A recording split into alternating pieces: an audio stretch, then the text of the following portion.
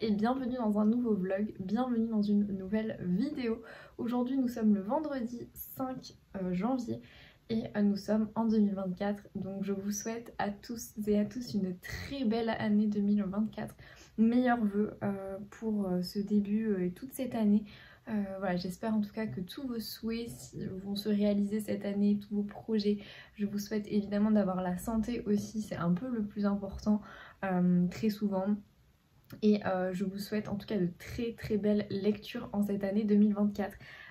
J'espère que vous allez avoir des coups de cœur, des coups de poing, des romans voilà, qui vont vous marquer à vie. C'est tout ce que je vous souhaite en cette année 2024. Excusez du coup ma petite tête de fatiguée, mais je me suis levée ce matin et je me suis dit wow. Tu as plein d'énergie mais tu as une tête, on dirait que tu n'as pas dormi depuis 3 jours. Mais si ça va, c'est simplement, je sais pas, un petit contre-coup là de la reprise. C'est vrai que j'ai repris mardi, donc 2 janvier, ça a un petit peu piqué et voilà, faut se faire à ce nouveau rythme, etc. Donc voilà, excusez ma tête un petit peu fatiguée. Mais ça va, hein, je vous jure que ça va. C'est simplement la reprise. J'ai 2 réceptions là, enfin j'ai 2 colis dans ma boîte aux lettres et je me souviens plus ce que c'est. Donc nous allons ouvrir ça ensemble. Je pense que c'est les éditions Charleston parce que je reconnais les enveloppes. Donc on va ouvrir ça ensemble avec un ciseau. Journée ensoleillée aussi, vous l'avez remarqué, donc j'essaye de m'avancer un petit peu parce que voilà, si je me recule c'est comme ça. J'espère que en tout cas ça va pas trop gêner votre visionnage, mais ça fait plaisir d'avoir du soleil aujourd'hui, sachant que voilà, j'ai regardé un petit peu la météo et j'ai vu que dans le sud c'était un peu alerte jaune, orange pour les pluies, donc c'est cool, ça c'est vraiment cool. Alors j'ai retrouvé mon ciseau.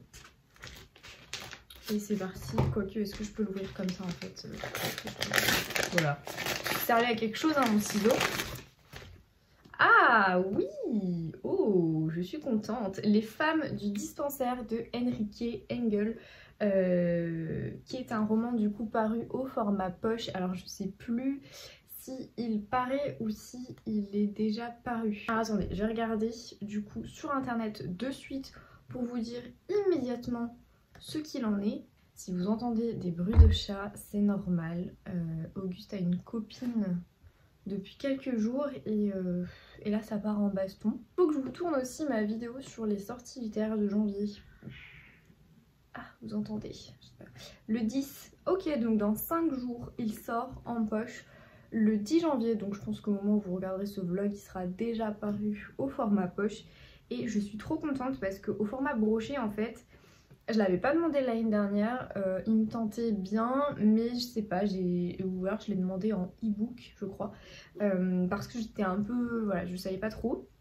Et finalement, après avoir vu les retours des lectrices Charleston, etc., je me suis dit, oh mais il a l'air vraiment chouette et tout. Et donc là, quand je l'ai vu au catalogue en sortie poche, je me suis dit, bah écoute, c'est l'occasion de l'avoir. On est en fait un petit peu, en Allemagne dans les années 1910 et on suit c'est un peu une enquête. Oui, c'est ce qu'il note, une enquête passionnante dans le Hambourg du début du XXe siècle, qui dessine le portrait d'une femme pionnière et engagée, résolument en avance sur son temps. Voilà, il me tente vraiment bien et c'est notamment l'avis de Juliette du Comte. Voilà, c'est noté ici. Juliette du Comte, vos livres en un clic.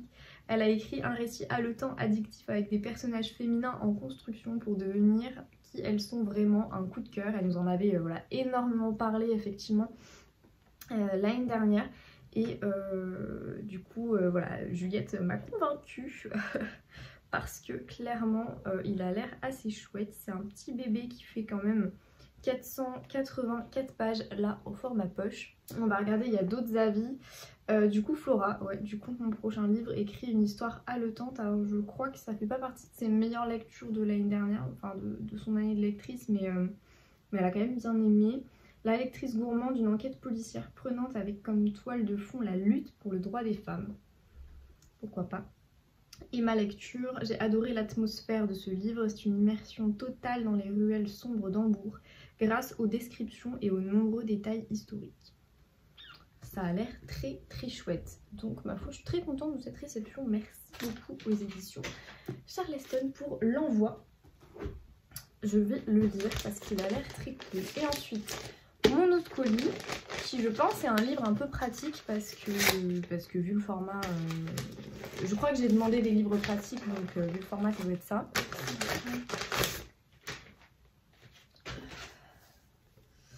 Ah oui, Faites du bruit pardon, de Helena Hurstel, la méthode innovante pour libérer sa voix et oser être soi. Il me tentait... Oula, ça sent le, ça sent le neuf là. Ouf, impressionnant. Il me tentait bien quand je l'ai vu au catalogue. En fait, c'est vrai que ce premier catalogue de 2024 que j'ai eu, j'ai pris en fait 2 romans en guide pratique. Est-ce qu'on peut dire ça comme ça? Je sais pas comment ça s'appelle. Et là, c'est un peu une sorte de livre développement personnel, etc. Et ça me tentait bien parce que là, visiblement, on va travailler sur la voix. C'est quelque chose qui voilà, m'intéresse beaucoup en tout cas. Je pense qu'au niveau professionnel et puis même personnel, c'est toujours très important de savoir prendre la parole en public, etc. De savoir argumenter, poser sa voix. On dit souvent que voilà, l'apparence et la manière de parler, etc. jouent beaucoup. Donc ça me tentait bien. C'est noté en tout cas dans le derrière, en 4e de couve, prendre la parole en public, gagner en impact, être plus à l'aise dans les aigus, gérer son stress sur scène, chanter juste, savoir articuler, capter l'attention du public, etc. À travers des témoignages et exercices, ce livre vous guide pas à pas pour faire de votre voix l'allié numéro 1 de votre réussite. Au-delà des mots que vous prononcez, votre voix est le mégaphone de vos émotions et de votre personnalité tout entière. Contrairement aux idées reçues, la voix se travaille et il n'y a pas d'âge pour l'ajuster, la façonner, la sublimer. Ouais, ça me tente vraiment beaucoup. Après voilà, c'est plus un guide pratique que je vais lire comme ça un peu de temps en temps, je pense. On a un petit zoom technique, comment fonctionne la voix. La voix, le résultat d'un processus en plusieurs étapes. Une soufflerie moteur composée de la respiration et du soutien envoie sur nos 2 cordes vocales un flux d'air calibré avec une certaine pression. Ces cordes vocales vont vibrer et émettre un premier son qui va ensuite résonner dans ce qu'on appelle les caisses de résonance, ce qui va habiller le son et le colorer. Voilà, je trouve ça très intéressant, mais ça c'est plus pour moi, voilà, de manière un peu perso. En tout cas, s'il vous tente, du coup il est disponible aux éditions Alizio, qui fait partie en fait du groupe Charleston. Alors je vais vous dire quand est-ce qu'il sort ou quand est-ce qu'il est paru. Il va paraître le 17 janvier, voilà. Donc s'il vous intéresse, il va bientôt paraître. Mais écoutez, ma foi, merci. Merci aux éditions Charleston pour l'envoi de ces 2 livres que du coup j'avais demandé au catalogue. Très très contente de ces réceptions. Je vais pouvoir me plonger un petit peu là-dedans dans ces lectures. Après voilà, j'ai plein d'autres services presse qui sont un petit peu plus prioritaires. J'ai un roman que j'ai terminé début de l'année là, et je suis en pleine lecture d'un autre livre. Je sais pas quand, je vous en parlerai un petit peu plus tard. Je vous reprends voilà, plus tard dans la journée. Parce que j'ai un million de choses à faire en attendant. Mais voilà, j'ai une lecture finie et une lecture en cours à vous parler. Et rebonjour, aujourd'hui nous sommes samedi et je sais, il faut vraiment que j'investisse dans un rideau parce que voilà, il y a beaucoup de soleil comme vous pouvez le voir, et pour vous tourner c'est toujours plus sympa je trouve d'avoir la bibliothèque derrière moi. Mais là voilà, il est 15 h en plein samedi après-midi et clairement il y a beaucoup de soleil aujourd'hui, alors c'est très très chouette. Mais c'est vrai que pour vous filmer, bah, pour moi c'est hyper embêtant parce que vous voyez, voilà. Bon, vous l'aurez compris par rapport à hier. Je vous reprends parce qu'en fait j'ai eu 2 chouettes réceptions là, 2 colis dans ma boîte aux lettres, et je me suis dit que forcément j'allais l'ouvrir avec vous. Surtout qu'il y en a un qu'on va découvrir ensemble. Et ensuite je sais qu'il faut que je vous fasse un update lecture, donc je vous ferai mon update lecture également de ma première lecture terminée de 2024. Donc en premier lieu, ouvrons un roman que j'attendais. Le partenariat avec les éditions du coup l'Archipel commence maintenant. J'ai donc reçu le premier roman de ce que j'avais sélectionné en fait sur le catalogue. Et donc il s'agit de 3 femmes disparaissent de James Patterson. C'est un thriller psychologique. James Patterson et Sian Séraphin, qui est une sorte de suspense. Je trouve cette couverture hyper intrigante en tout cas. Et je l'ai sélectionnée parce que voilà, au niveau du pitch ça me tentait bien. On est sur un mafieux assassiné, 3 femmes introuvables. Est-ce qu'elles sont victimes ou coupables? On suit en fait un Anthony qui manie aussi habilement les chiffres, qui manipule les gens. Aussi quand ce comptable véreux est retrouvé mort chez lui, nul ou presque ne s'émeut. On fait rarement de vieux os quand on travaille pour la mafia. Le seul à vraiment s'intéresser à l'affaire est le détective Sean Walsh. Certes, sa hiérarchie lui a confié l'enquête, mais il est préoccupé par la disparition de la chef cuisinière de Costello, de son épouse et de leur femme de ménage. Depuis l'assassinat de Costello, aucune d'elles n'a plus donné signe de vie. Alors, victime collatérale ou coupable en cavale, Walsh veut la vérité sur ces 3 disparues et très vite. L'une d'elles n'est autre que sa femme. Il me tentait bien. Et c'est un auteur visiblement qui est très connu. Il est numéro 1 des ventes du New York Times, avec plus de 375 millions de livres vendus. L'auteur de thriller le plus lu au monde. Quand même. Donc, ma foi, pourquoi pas. Je me suis dit qu'en plus, c'est assez gros quand même en termes de mise en page. Ça va se lire assez vite et il y a un épilogue. Un peu moins de 300 pages, environ 300 pages. Donc ma foi, pourquoi pas. Merci beaucoup aux éditions de l'Archipel pour cette réception, je suis très contente. Désolée pour la luminosité du coup de ce début de vlog, c'est vraiment quelque chose. Merci aux éditions de l'Archipel pour du coup cet envoi, il me tente bien et je pense que du coup je vais le lire très rapidement parce que voilà, je dis pas qu'on a des délais, mais disons que c'est toujours mieux en fait si on les lit dès la réception du roman. Et là on a le communiqué de presse. Il sort en librairie le 18 janvier prochain. Voilà. Et l'autre réception, très chouette réception que j'ai eue là dans ma boîte aux lettres, peut-être que vous connaissez, c'est la Sipour Box, qui est en fait j'allais dire une entreprise, oui, enfin une entreprise de box littéraire. Où en fait si vous voulez vous pouvez regarder, je vous mettrai en tout cas le site en barre d'infos si ça vous intéresse de regarder. On choisit en fait un genre de roman, enfin en fonction des box qu'on choisit. On a la surprise d'avoir un genre de roman. Le gros avantage c'est qu'effectivement on a des petits goodies avec, enfin voilà, je pense que vous connaissez un petit peu le concept de box littéraire. Et du coup la créatrice m'a proposé de m'envoyer sa box pour découvrir le concept, etc. Pour ce mois de janvier. Donc très contente de cette réception. Je vais ouvrir ça avec vous quand j'aurai un ciseau. Je vous ai épargné le moment où j'ai galéré à l'ouvrir, mais ça y est, c'est enfin ouvert et donc nous allons voir ça ensemble. Wow, c'est super mimes.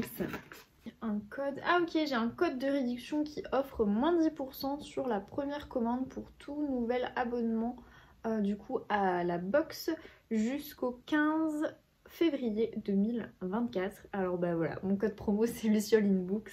Est-ce que c'est étonnant? Je ne crois pas. Donc voilà, je vous mets ça juste ici et donc je découvre vraiment en même temps que vous, hein. Nous sommes en live si je puis dire. Et on a du coup un petit fascicule qui explique, je pense, les goodies. Donc en termes de thé, j'en ai 2. Ce sont ces deux-là. Je ne sais pas si vous connaissez la marque Basilure, je ne sais pas comment ça se prononce. Authentique thé de Ceylan, de la plus haute qualité et leur attention aux détails qui garantit fraîcheur. Déjà leur packaging, mais je trouve ça hyper mignon quoi. Produit des gammes pleines de nouveautés, plus de 200 mélanges uniques, 500 produits différents, variétés de saveurs exotiques, infusées d'herbes, de fruits naturels, etc. Wow! Donc là j'ai un thé noir je pense, Frosty Afternoon. Qu'est-ce qu'il y a? C'est un thé noir saveur fruits et comment on appelle ça? Passion fruit, c'est fruit de la passion je pense, et orange. Et l'autre thé c'est un thé blanc. Ah non c'est un thé noir aussi mais cette fois-ci il s'appelle Winter Tea. Où là il y a saveur cranberry.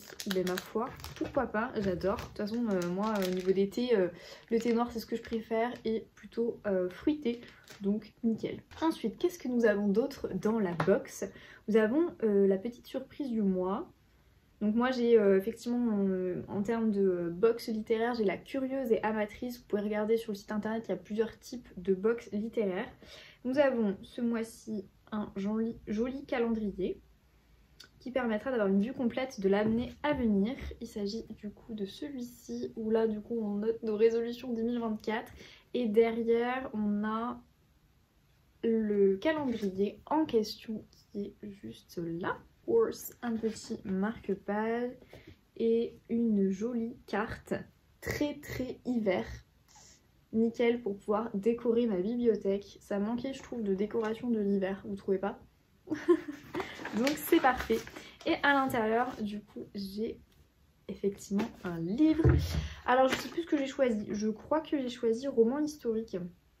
Mais je sais plus, on va découvrir ça ensemble. Donc là effectivement sur le petit fascicule j'ai la sélection du mois pour, pour tous les genres qui sont disponibles. Donc en termes de genres disponibles vous avez littérature générale, polar thriller, feel good, roman historique, fantasy fantastique et new romance. Elle met dans ses box également elle met en avant en fait une illustratrice. Alors qu'est-ce que c'est?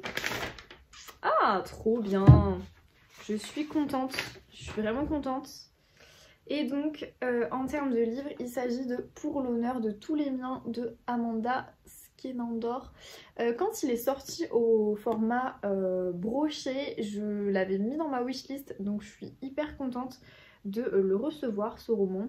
On est à Philadelphie en 1906. Et en fait, c'est une histoire de quête de ses origines. J'ai envie de dire quête de ses origines. On est sur également toute la communauté indienne aux États-Unis. Les Indiens d'Amérique plutôt. Enfin, je sais pas si on peut appeler ça comme ça. Très acclamé par la critique apparemment ce roman. Il est paru au format broché aux éditions Faubourg Marigny. Donc... Mort d'un agent fédéral, l'Indien accusé du meurtre risque la potence. En lisant ce titre dans le journal, c'est tout le passé d'Alma qui lui explose au visage. Cet homme, cet Indien, elle le connaît, ou du moins elle l'a connu. C'était il y a 20 ans sur les bancs de Stover School. Elle, l'unique enfant blanche et fille du directeur, lui, enfant d'une réserve voisine arrachée à ses racines sous prétexte d'assimilation. Comment le doux et brillant Aksu a-t-il pu devenir un assassin? Et comment le soustraire à la corde? Plaidoyer pour un déraciné. Oh, il a l'air vraiment très bien. Et il est quand même, c'est un beau bébé, il fait 520 pages. Donc voilà, si vous l'avez lu, bah, n'hésitez pas à me dire ce que vous en avez pensé. En tout cas, il me tentait beaucoup, il était sur ma wishlist, donc je suis très contente de cette réception. Merci encore une fois à Laura pour du coup l'envoi de cette jolie box avec des illustrations et des thés et évidemment un livre, of course. Donc très contente de cette réception. Voilà pour du coup l'envoi de cette box. 6 pour box donc. Pour vous faire un update lecture, j'ai donc terminé Théodore de Laurent Laviolette, qui est un roman du coup que j'avais eu effectivement des éditions Hervé Chopin où j'ai donc, je vais y arriver, j'ai donc les épreuves non corrigées et j'ai bien aimé ce roman. C'était très spécial, très original. Vraiment singulier, mais ma foi j'ai bien aimé cette histoire où on suit du coup Théodore. Il naît en 1871 à Paris.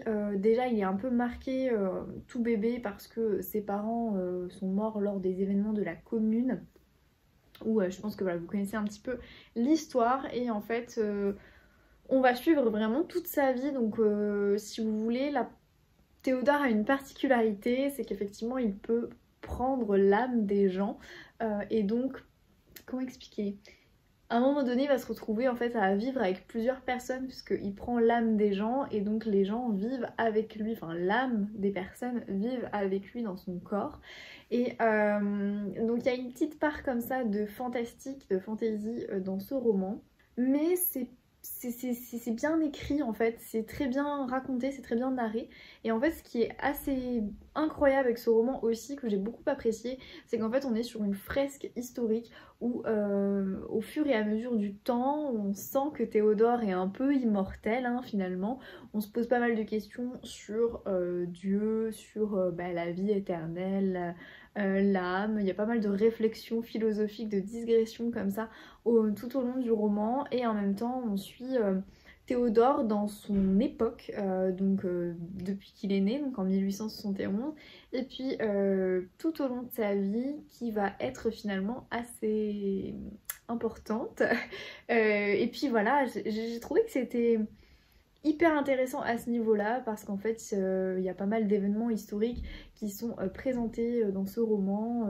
Tout en étant centré sur la personne de Théodore, qui est un personnage vraiment particulier, qu'on déteste, en même temps c'est vrai qu'on s'attache quand même à lui. Ça c'était assez fou, je pensais pas autant aimer ce roman.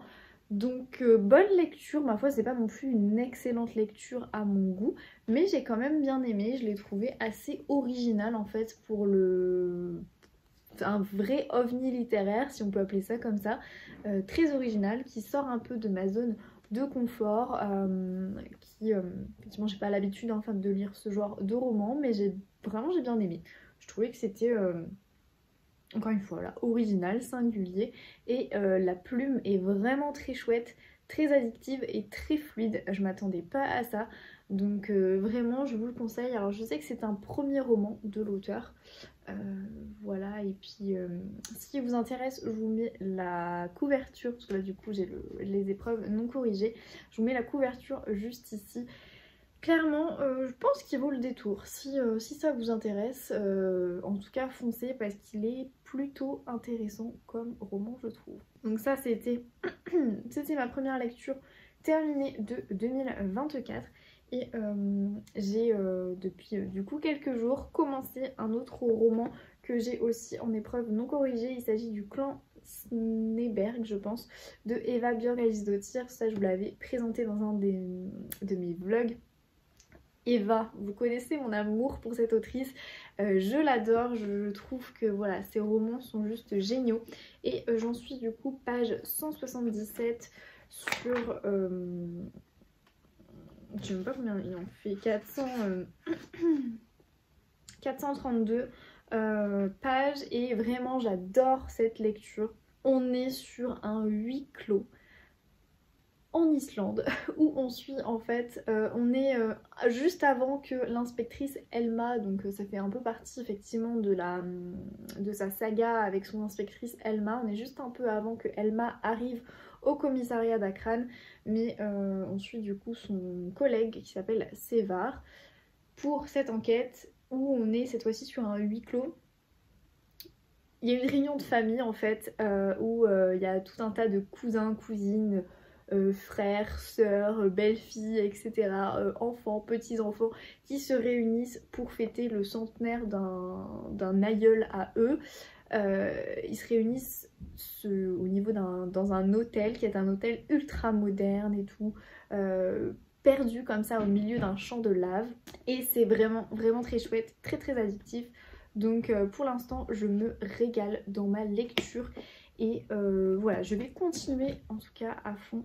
Mais vraiment le pitch est trop bien et l'histoire est trop bien parce que Eva, elle alterne entre les différents personnages. Elle fait parler plusieurs personnes. On a notamment une employée de l'hôtel.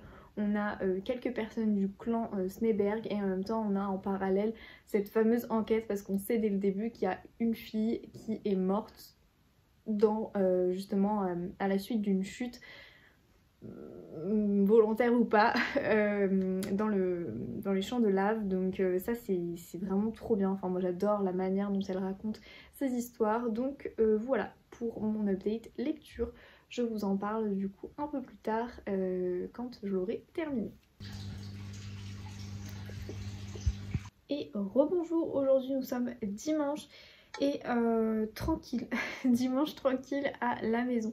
Je vous reprends parce que je viens de finir de tourner du coup ma vidéo sur les sorties littéraires de janvier, qui normalement est déjà paru. C'est quoi cet épi, c'est quoi cette oreille, c'est affreux. Qui normalement du coup que vous avez déjà vu, qui est déjà paru. Je vous reprends parce que j'ai un petit peu avancé dans le clan Sneyberg de Eva Björg Azidotir. J'en suis page 261 sur 430, un truc comme ça.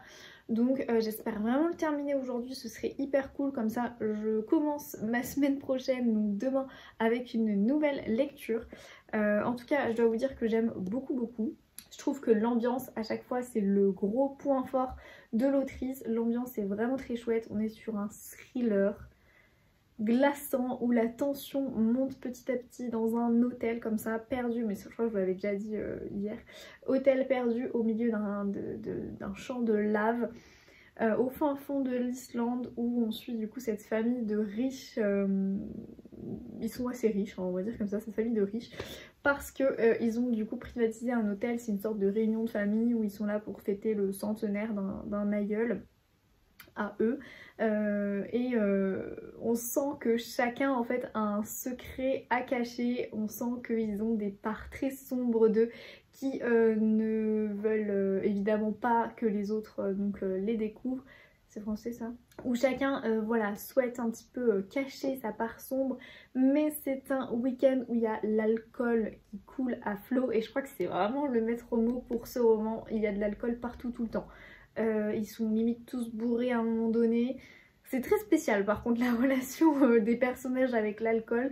Il y a un truc, je ne sais pas, Eva nous a caché un truc. Il y a peut-être, l'alcool fait peut-être des ravages en Islande, je sais pas. Mais il y a vraiment un truc avec l'alcool. Si vous le lisez, vous allez comprendre pourquoi. J'espère en tout cas que vous allez lire, parce que parution le 12 janvier prochain. Et vraiment... Voilà, on est sur une histoire de famille avec pas mal de secrets de famille, donc je pense que au niveau de la résolution de l'enquête, ça va être un vrai dénouement assez impressionnant, parce que pour l'instant je soupçonne tout le monde en fait. On le sait dès le départ qu'il y a une jeune fille qui a été retrouvée morte suite à la chute d'une falaise, mais on se doute bien que la chute n'est évidemment pas accidentelle. Et on soupçonne tout le monde, enfin moi je soupçonne vraiment tout le monde, parce que l'autrice en fait... Voilà, dissémine un petit peu des indices partout, et on se dit ok ça peut être lui, mais en fait non, ça peut être elle, puis ça peut être lui, puis ça... Et donc vraiment le huis clos dans cet hôtel est vraiment très bien fait.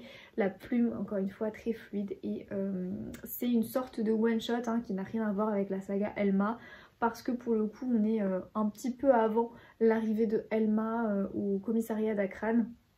Donc là on suit en fait la résolution de l'enquête par un collègue à elle qui s'appelle Sevar, et par son supérieur qui s'appelle Ordur. Je pense que ça se dit comme ça, ça s'écrit ordure, mais bon en français voilà. Et donc pour le coup je trouve que la résolution de l'enquête est un peu pour l'instant au second plan. Je pense que vers la fin là ça va s'accélérer, mais il y a vraiment enfin ouais, au niveau de la police très peu d'éléments si vous voulez. Ils apparaissent pas souvent, on est vraiment sur la chronologie, enfin on fait des sauts comme ça entre dimanche et samedi pour voir qui a fait quoi à quel moment, donc c'est très intéressant à ce niveau là, et c'est ce que j'apprécie beaucoup en fait, désolée ça me grattait, en fait ce que j'apprécie beaucoup avec Eva, je trouve qu'elle a cette manière comme ça de raconter, enfin avec plusieurs temporalités différentes, comme ça on comprend un petit peu petit à petit comment ça s'est passé. Voilà ce que je peux vous dire sur ce roman, mais en tout cas pour l'instant j'adore. J'ai envie de savoir la fin, j'ai envie de savoir qui c'est qui a tué cette pauvre femme, et je soupçonne encore une fois beaucoup de personnes. Je reviens également pour vous parler réception cadeau parce que du coup j'ai eu un chouette colis d'une copine à moi qui m'a envoyé du coup un roman qui était sur ma wishlist. J'ai donc reçu de sa part Ainsi gèlent les bulles de savon de Marie Vareille, qui est donc un roman qui vraiment faisait partie de ma wishlist depuis 6-7 mois facile, parce que Marie Vareille, du coup j'ai aimé les 2 romans d'elle que j'ai lus. J'ai aimé Désenchantée d'abord et ensuite j'ai lu La vie rêvée des chaussettes orphelines. Les 2 franchement génial, coup de cœur intense pour Désenchantée parce que Désenchantée, voilà, il est incroyable. Mais celui-ci était vraiment sur ma wishlist, j'avais envie de le découvrir. Et on est de Paris au volcan ensoleillé d'Indonésie en passant par un petit campus américain à la frontière canadienne, de vibrants portraits de femmes au destin entrecroisé se dessinent. Quels secrets les unit? Quelle est leur véritable histoire? Voilà, comme ça je vais pouvoir continuer ma découverte de l'autrice. Donc merci beaucoup Pauline. Et alors trop mignonne, elle m'a offert aussi une pochette à livres qu'elle a cousue elle-même. Je suis trop fan. Je suis trop fan. J'adore ce motif, j'adore ce tissu. Le bleu c'est ma couleur préférée, donc vraiment elle me connaît très très bien. Et on est cette fois-ci sur une pochette que j'aime bien parce qu'elle est toute simple. Je suis pas hyper fan des pochettes qui sont très très rembourrées en fait. Je trouve que c'est vite gros et encombrant. Donc voilà, elle est toute simple mais elle est juste trop trop belle. Et c'est un format broché. Donc par exemple, si je prends ma lecture en cours, nickel. Je suis pas encore habituée à mettre mes livres dans les pochettes, mais comme ça je pourrais les emmener partout. Et c'est trop bien parce que mes livres ils s'abîment dans mon sac et c'est chiant. Donc voilà, c'est parfait. Elle est trop belle, on est d'accord? Trop belle. Donc je suis trop contente. Merci beaucoup Pauline parce que enfin j'ai une pochette digne de ce nom. J'avais j'ai une toute petite pochette en fait à livres que j'avais commandé, non, que j'avais demandé à Noël et que j'avais reçue de My Bookcase. J'adore cette marque, je trouve qu'elle fait des pochettes à livres vraiment très très jolies. Mais je l'ai utilisée pour ma liseuse en fait, parce qu'elle fait pile poil la taille de ma liseuse, c'est en format poche la pochette. Et du coup ma liseuse a besoin elle aussi d'être protégée. Et je l'utilise du coup tout le temps pour ma liseuse, mais sinon j'en avais pas d'autres. Donc ravie de ce cadeau, trop bien. Voilà ce que j'avais à vous dire. Moi je vais continuer du coup ma lecture à fond du dernier Eva, Georg Agisotir, et je vous en reparle plus tard. Hello hello, je viens de rentrer du travail, je suis du coup dans mon salon, j'espère que les bruits vous gêneront pas. Mais en fait j'ai reçu un colis, je pense savoir de qui il s'agit, on va ouvrir ça ensemble. Mais je pense que ce sont les éditions de l'Archipel avec le partenariat qui commence. Alors je suis désolée, je fais d'une main. En même temps vous voyez, on a reçu ça à Noël et il faut qu'on le range. Il faut qu'on enlève aussi notre sapin de Noël, enfin bref, c'est le bazar. Voilà, donc j'ai arrêté la pompe, mais je ne peux pas vous arrêter le bruit de l'eau. J'espère que ça va pas trop vous déranger. Mais je vous prends vraiment très rapidement parce qu'après j'aimerais bien me poser. Je suis fatiguée, comme je vous dis, je viens d'entrer du travail. Donc j'ouvre ce roman très rapidement, enfin ce colis très rapidement avec vous. Et après je vais me poser sur le canapé, lire, ne rien faire. Une vraie passion en fait, ne rien faire. J'ai enfin réussi à ouvrir le colis. Maintenant il faut extirper le livre. C'est super bien emballé, il n'y a pas de soucis. Ok, hop. Parce que regardez, à l'intérieur c'est tout matelassé là, c'est une espèce de grande enveloppe en carton. Et donc le roman, il s'agit de Un conte parfait de Elisabeth Benavent. Effectivement c'était un roman que j'avais commandé au catalogue des éditions L'Archipel quand j'ai vu qu'il sortait. Je vous l'avais présenté dans ma vidéo sur les sorties littéraires de janvier. En fait il s'agit tout simplement du nouveau roman de Elisabeth Benavent qui n'est autre que l'autrice de la saga Valeria. Valeria qui a été tournée qui est disponible en fait sur Netflix sous forme de série. Et donc ravie de cette réception. Je vais pouvoir découvrir la plume de Elisabeth Benavent. Je suis vraiment une grande fan de la saga, de la série Netflix Valeria. Donc ma foi, celui-là il a l'air plutôt chouette. On est sur une comédie romantique. Donc ça paraît le 25 je crois si je ne me trompe pas. Et donc là on est sur Deux personnages, on a forcément donc c'est une comédie romantique où on suit Margot qui finalement tout se passe très bien dans sa vie, elle a un prince charmant, etc. Elle doit l'épouser, sauf que le jour J, elle a une énorme crise d'angoisse et elle s'enfuit. Et on suit en parallèle David qui est un petit peu un raté dans sa vie et puis finalement il rencontre Margot. Voilà, on est en Espagne et vraiment ça me tentait bien, j'avais envie de découvrir en tout cas la plume de l'autrice et voir ce que ça pouvait donner, si je pouvais en fait tout simplement apprécier les comédies romantiques. C'est un gros bébé quand même, il fait 535 pages. Voilà, donc merci infiniment aux éditions de l'Archipel pour l'envoi de ce roman.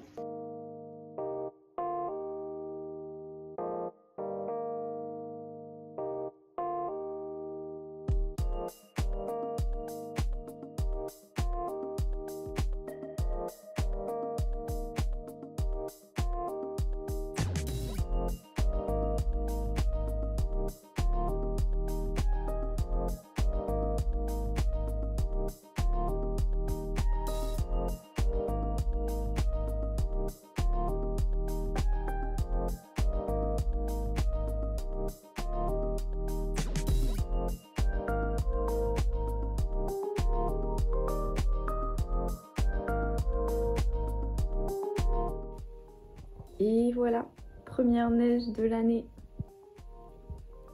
Trop contente.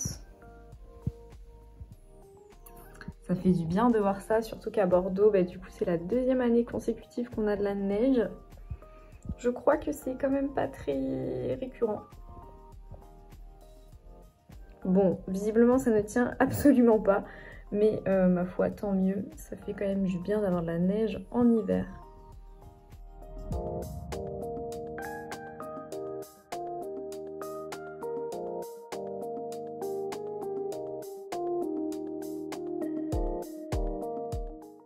Bonjour, nous sommes aujourd'hui mercredi 17 janvier et je sais que je vous reprends un petit peu plus tard par rapport aux séquences précédentes, mais voilà, je pense que vous avez maintenant l'habitude d'avoir des vlogs comme ça très étendus, on va dire, en termes de plage temporelle, donc à savoir sur 15 jours. Mais enfin, j'ai plein de trucs à vous dire. Je crois que je ne vous avais pas fait la fin, mon avis final sur le clan Sneberg de Eva Björk Agisdottir, que donc j'ai lu.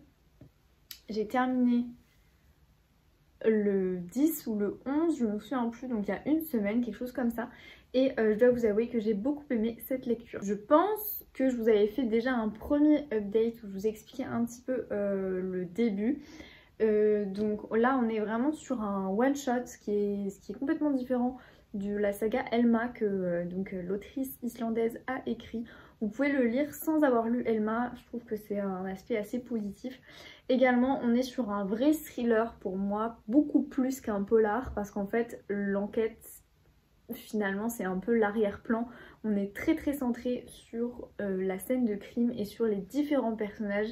On est dans une sorte de huis clos parce qu'en fait, toutes les personnes se réunissent pour une une réunion de famille en fait pour fêter le centenaire de l'un des leurs, et en fait ils se retrouvent dans un hôtel ultra moderne perdu au milieu des champs de lave dans la péninsule du coup de alors je pourrais pas prononcer le nom, mais voilà, en tout cas ils se retrouvent dans un hôtel de luxe assez particulier parce que tout se fait avec le téléphone, etc. Le design est hyper bien travaillé.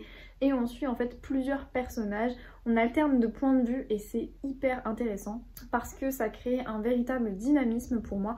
Ça ramène voilà, une sorte de dynamisme au récit et ça apporte vraiment quelque chose de beaucoup plus intéressant qu'un polar islandais qui est très très centré sur les paysages, sur la description. On a aussi la description des paysages et je trouvais que c'était très intéressant d'avoir ce mix justement ambiance à fond avec les descriptions des décors et aussi les descriptions des paysages.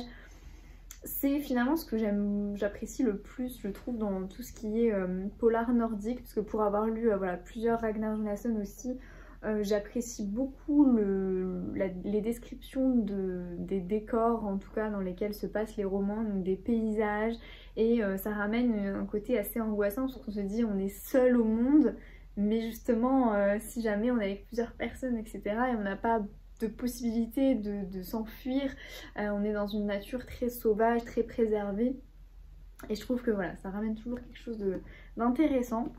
Donc j'ai beaucoup aimé, voilà, avoir plusieurs personnages, de leur point de vue. On suit Petra, on suit son mari et également sa fille, donc elle a 2 enfants, mais on est un peu dans les pensées de Léa. Donc on suit vraiment ces 3 personnages et leurs pensées. C'est un clan qui est quand même très très connu, c'est une famille extrêmement riche, extrêmement célèbre en Islande, et donc on est un peu comme ça dans les coulisses, si vous voulez, de leur célébrité, où on suit un peu leur côté, on voit un peu leur côté sombre qui finalement ressurgissent au cours de ce week-end. Ressurgissent notamment dans l'alcool et la prise de substances illicites. Je vous avoue que ça m'a vraiment perturbée. Je pense qu'il est très très bien ce roman, mais s'il y a un bémol que je peux voilà, émettre, c'est le fait qu'il y a beaucoup trop de mentions d'alcool et tout le monde s'alcoolise sans forcément de raison. On suit en fait donc cette petite famille là. On suit donc, comme je vous ai dit, les 3 personnages, mais on suit également la tante du coup de Petra et son nouveau compagnon, qui pour le coup lui est un ancien alcoolique. Donc à la limite qu'on parle d'alcool pour lui, ça se comprend tout à fait. Et on suit du coup un petit peu effectivement leur histoire à eux deux aussi en parallèle des 3 autres personnages. Donc à la limite je me dis bon ok, on a son passé qui ressurgit, son addiction à l'alcool, et effectivement lui il va vachement regarder ça. Mais le problème pour moi dans ce roman, c'est que tout le monde s'alcoolise pour aucune raison, juste.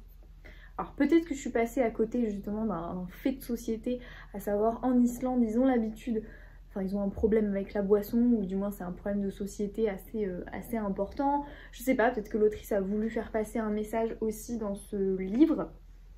En tout cas je ne suis pas au courant si c'est le cas, parce qu'on pense souvent voilà, aux pays froids, on se dit bon alcool, je pense notamment à la Russie avec la vodka, mais là ouais, j'ai pas trop compris pourquoi il y avait autant de mentions d'alcool, et c'est vraiment dommage parce que c'est assez redondant quand même dans le récit. Donc si vous aimez vraiment pas ça, je sais pas trop quoi vous dire de pas lire ce roman du coup.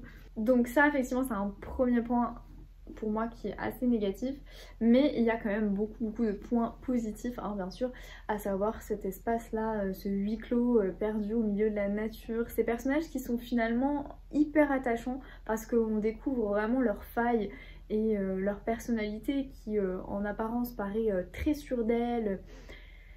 Elles ont, du coup, les personnages féminins ont une force de caractère assez folle, mais en même temps on se rend compte qu'elles sont très sensibles, ou qu'elles ont des failles, des parts très sombres d'elles-mêmes qui vont ressortir pendant ce fameux week-end. Et comme je vous ai dit, au niveau du récit c'est très dynamique parce qu'on alterne beaucoup de points de vue entre Petra, du coup la matriarche entre guillemets si je peux dire. On suit du coup un tout petit peu pour le coup la police. On suit un petit peu l'enquête aussi parce qu'il y a le corps d'une personne, on ne connaît pas l'identité de cette personne, et c'est un petit peu tout le truc du roman, c'est de nous tenir en haleine jusqu'à la fin grâce à l'identité de cette personne. On se dit mais qui ça peut être, qui a disparu déjà de 1. Petit à petit elle sème un peu les indices hein, Eva, tout au long du récit. À chaque chapitre on a une tension, un indice supplémentaire, mais en fait elle brouille en même temps les pistes.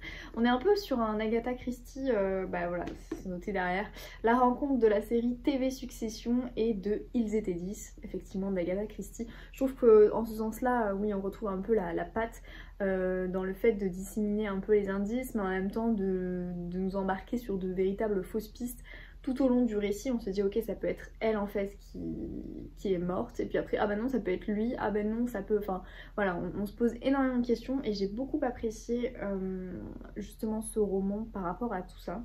Donc franchement très belle lecture, très bonne lecture que je peux évidemment que vous conseiller.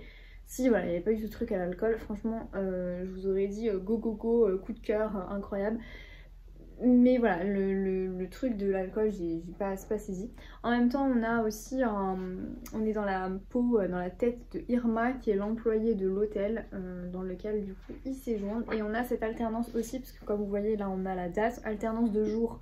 Un coup, on est après, effectivement, au moment où l'enquête commence. Un coup, on est 2 jours avant, un coup, on est la veille. Enfin voilà, il y a vraiment tout un week-end qui est assez bien expliqué tout au long du récit avec ces alternances-là. Et du coup, ça crée un vrai roman qui sort complètement pour moi du genre polar islandais. Ça n'a strictement rien à voir et du coup ça détruit tous les clichés qu'on peut avoir sur les polars islandais aussi. C'est un vrai thriller qui est très très prenant, qui est très addictif et que je ne peux évidemment que vous conseiller. Donc il est déjà paru. Ensuite, j'ai beaucoup de choses à vous dire parce que j'ai terminé une autre lecture avant en fait d'avoir fini Le Clan Sneberg.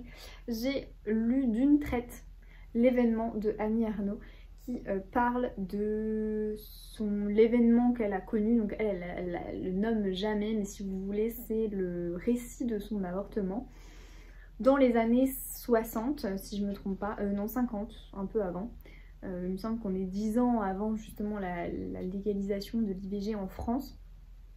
Et en fait, on est là sur un... En fait, j'étais devant ma... Pour lire la petite histoire, j'étais devant ma bibliothèque et je me suis dit... J'étais en train de regarder un peu les livres de ma pile à lire et là je regarde, je vois ce roman, je prends, je commence à lire le début et en fait je pouvais plus m'arrêter. Je me suis dit mais en fait c'est trop intéressant.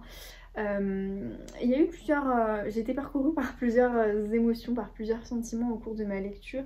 Déjà forcément on est horrifié par la tournure que prend les événements parce que bon moi je savais que c'était clairement le récit voilà, de son avortement mais en fait il y a un côté très froid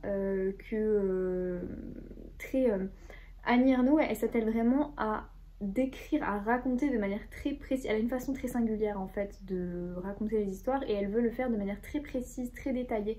Elle ne veut omettre aucun détail en fait. Pour elle c'est hyper important de tout raconter de A à Z. Mais on a l'impression effectivement que le récit est un peu, je dirais pas scolaire, mais trop détaillé et pas assez, où on sent pas assez en fait de sentiments, d'émotions. Elle est beaucoup sur la retenue pendant tout le long. Pour elle c'est un vrai exercice en fait, j'ai envie de dire, de rédaction plus que de rédaction d'un roman. Enfin je sais pas comment expliquer, c'est un récit, voilà tout simplement.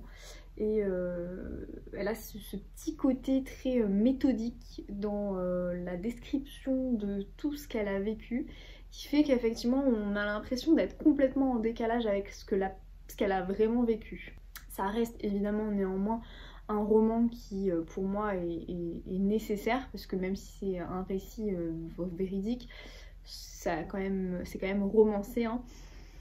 Mais en fait on a un peu aussi la vision de la société à l'époque et surtout comment elle a dû se débrouiller toute seule pour justement choisir tout simplement ce qu'elle avait envie de faire à ce moment-là, à savoir ne pas avoir d'enfant avec la personne avec qui du coup elle a eu ce rapport. Donc il est très court, franchement il se lit très vite. Après je pense que voilà, si vous êtes un peu touché de près ou de loin, si vous êtes touché de près, je sais pas si je vous le conseille, parce que peut-être qu'il réveillera en vous de nombreux souvenirs quand même assez désagréables. Hein. On est sur quelque chose de vraiment difficile à lire, hein, et je pense que pour les personnes qui sont touchées de près, ça peut être très difficile. Pour celles qui sont touchées de loin, même si je pense qu'on est quand même en tant que femme à un moment donné touchée par cette question, je vous le conseille parce que ouais, il m'a fait réfléchir en fait énormément sur ce que pouvaient ressentir les femmes ayant du coup vécu ce que Annie Ernaux a vécu. Alors effectivement aujourd'hui c'est différent, mais parce qu'il y a la légalisation déjà de base, il y a un certain accès aussi médical qui est facilité. Mais forcément, on pense pas uniquement à la France quand on lit ce genre de récit. On se dit que dans d'autres pays, bah, ça se passe comme ça, voire même c'est pire. Donc voilà, ouais, ça m'a beaucoup fait réfléchir quand même, mais je me suis dit, on a quand même de la chance en France. même s'il y a encore du chemin à parcourir, ne serait-ce que sur les mentalités bien sûr. Donc voilà, pas plus m'étaler dessus, mais c'est un court roman que j'avais envie de découvrir, ne serait-ce que pour découvrir ce pan-là de l'histoire de l'autrice, mais aussi comment elle pouvait en fait narrer un tel événement. J'étais vraiment très curieuse de savoir comment elle allait raconter tout ça. Et en fait, elle le fait vraiment très bien, elle le fait d'une manière très personnelle. Mais en même temps, quand on lit, on a vraiment l'impression qu'elle se détache complètement en fait de ce qu'elle a vécu. Or, elle s'attelle vraiment de manière très minutieuse, très pointilleuse encore une fois, à raconter les moindres faits. Elle raconte très peu finalement ses émotions, mais on sent au travers des lignes, au travers des mots choisis, que finalement ça a été une épreuve vraiment difficile. Et c'est pas pour rien que ça s'appelle l'événement, ça a été un véritable événement dans sa vie, une sorte de tournant aussi, assez important. Donc roman nécessaire pour le coup. Voilà, lire dans un roman le récit d'un avortement me plonge dans un saisissement sans image ni pensée, comme si les mots se changeaient instantanément en sensations violentes.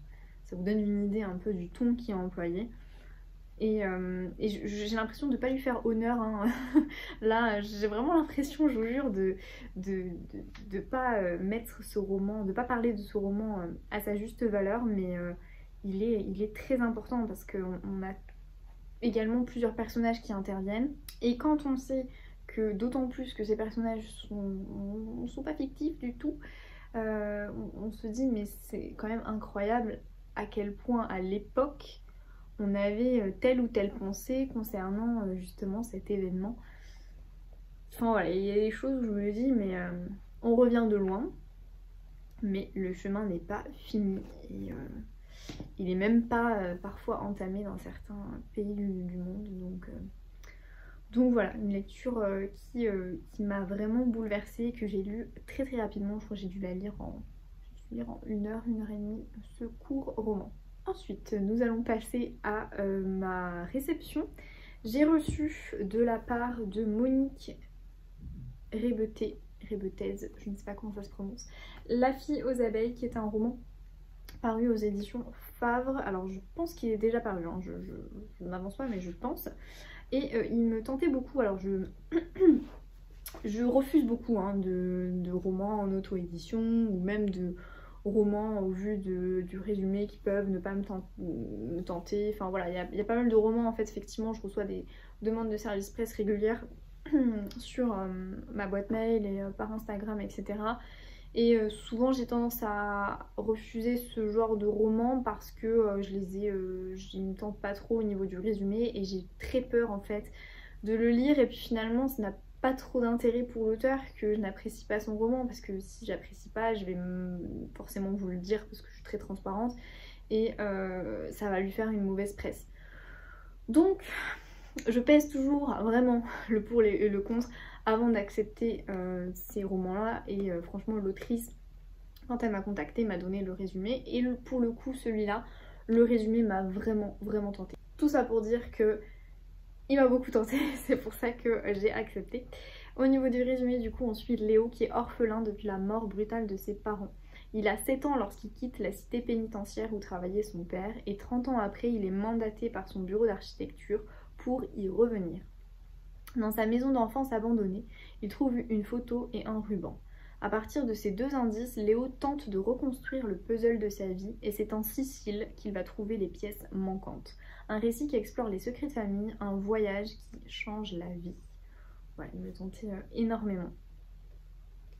Et donc c'est une autrice qui est suisse, si je ne me trompe pas. Je crois pas me tromper. Et j'apprécie beaucoup ce format parce qu'en fait c'est un format, comment dire, donc là on est sur un brochet qui est plus court en fait que des formats brochés plus restreints. Oui, c'est français. Et j'aime beaucoup la mise en page. Pour le coup, j'étais en le feuilletant, en le réceptionnant et le feuilletant, je me suis dit mais ça doit être hyper agréable de lire ce roman parce qu'il est très chouette. Voilà, au niveau de la prise en main, il est très chouette. Donc il me tentait bien. Je me suis dit ok pour le recevoir. Je suis très contente du coup. Oui, donc sa République canton du Jura, Lausanne. Voilà, Lausanne. Les éditions Favre en tout cas viennent de Lausanne. Dépôt légal suisse.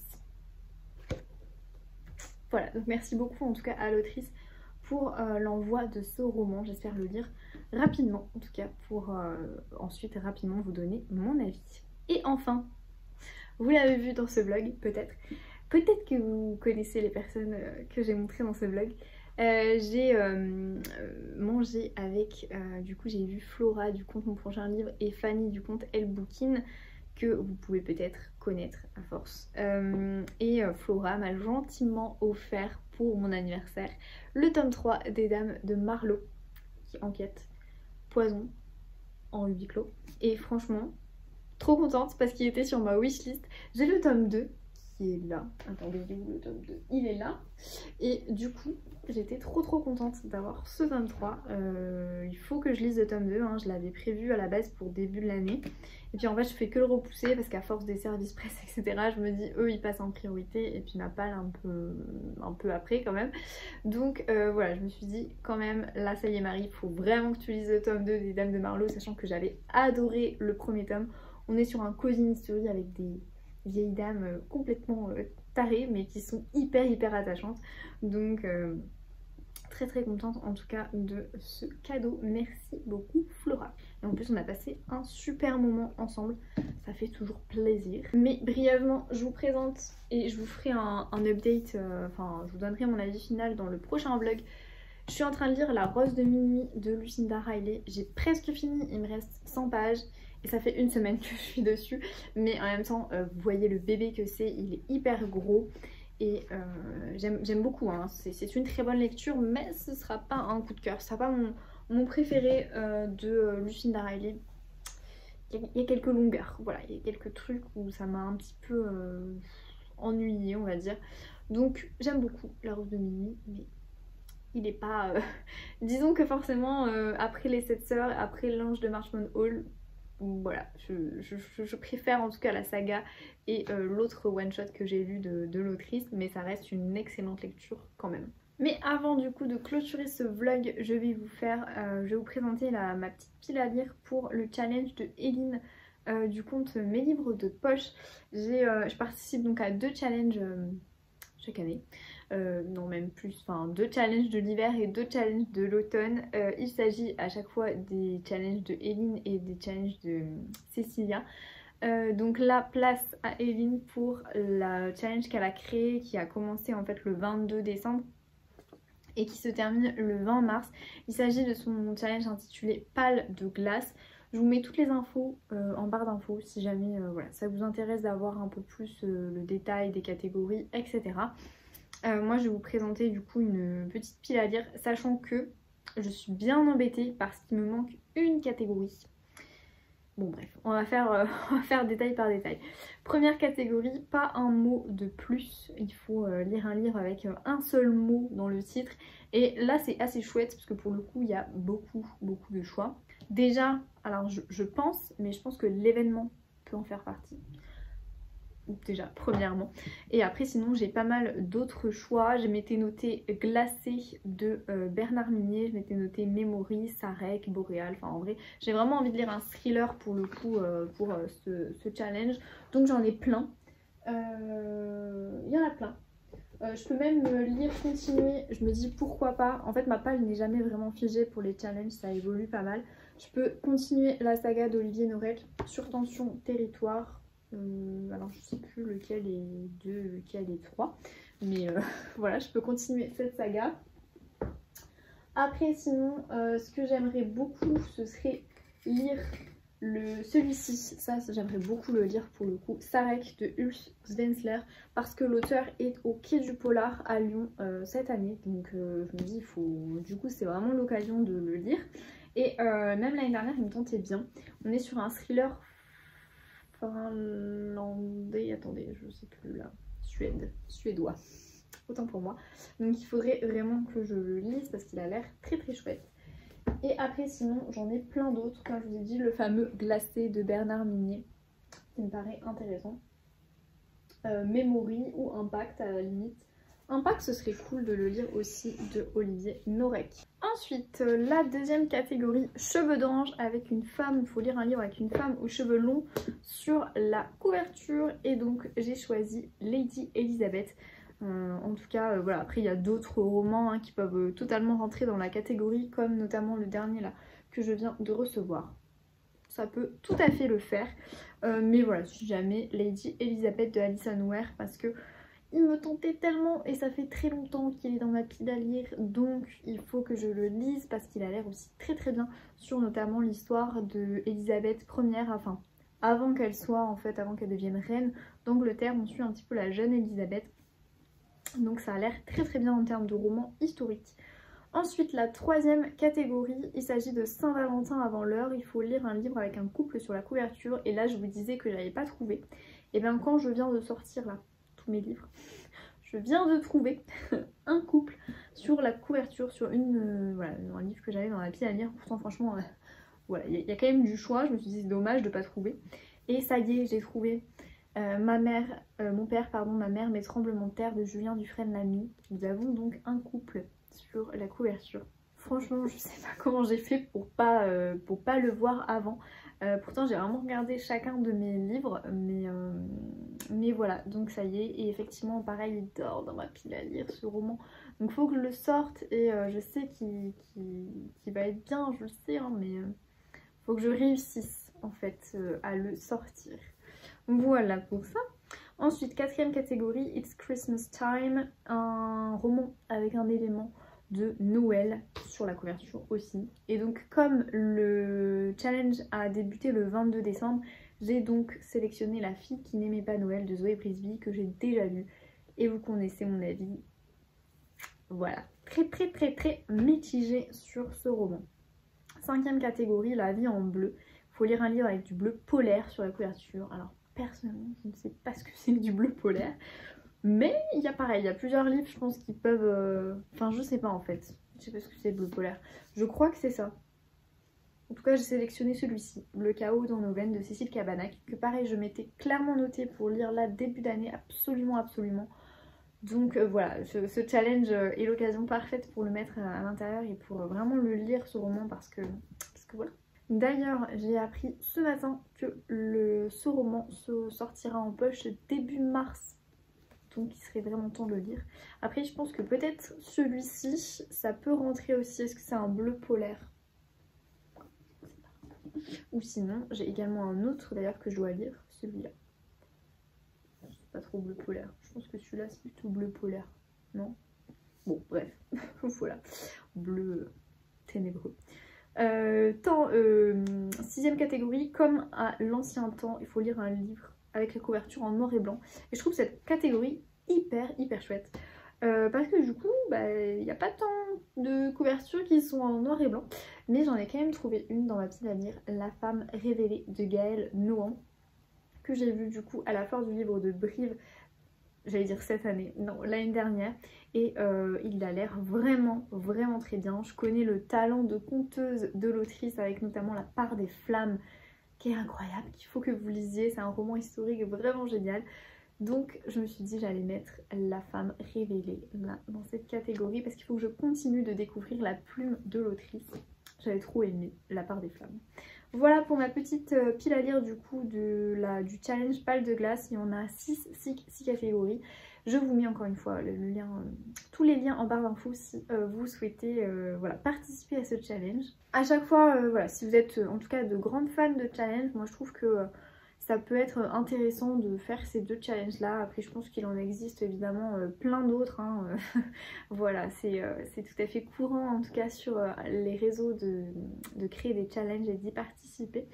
Mais je me suis dit que ça pouvait être intéressant voilà, de vous présenter quelques livres dans cette vidéo que je pouvais mettre dans mon challenge. Cette fois-ci du coup je vous laisse, j'espère que ce vlog ne sera pas trop long. Et comme d'habitude, hein, petit pouce si vous l'avez apprécié. Depuis tout à l'heure, depuis tout à l'heure je regarde cette mèche et je me dis wow. Mais en fait j'ai des mèches blondes mais là carrément blanches en fait. Je suis un peu Elsa. dans la Reine des Neiges, j'ai une mèche qui est blonde blanche. Hein. Voilà, c'est tout à fait normal, ce n'est pas un reflet. Voilà, merci en tout cas d'avoir regardé jusqu'ici. Moi je vous retrouve bientôt dans une prochaine vidéo. Cette fois-ci je pense, j'ai pas envie de m'avancer, mais je pense que ce sera la vidéo sur mes envies littéraires pour 2024. Ce serait cool de vous la faire. Comme l'année dernière j'ai fait bilan plus envie, j'ai envie de faire pareil cette année parce que le format est super chouette. Maintenant j'arrête de parler, je vous laisse et puis je vous dis à bientôt. Ciao!